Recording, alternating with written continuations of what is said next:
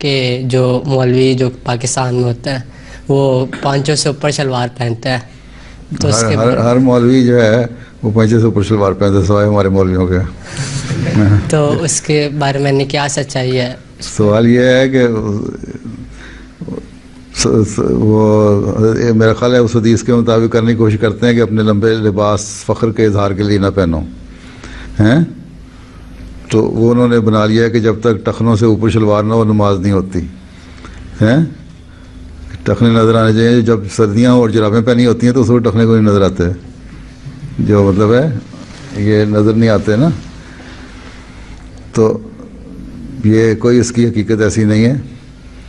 तुम लोग जिस तरह पतलून पहन के और वो तो कहते हैं, जो मैंने देखा है बाज़ों को ये ट्राउज़र पहने होते हैं ना फिर फोल्ड कर लेते हैं ऊपर, हैं, ये गलत है। जिस तरह तुम हो उसी तरह नमाज़ पढ़ो, कहीं हदीस नहीं है हैं।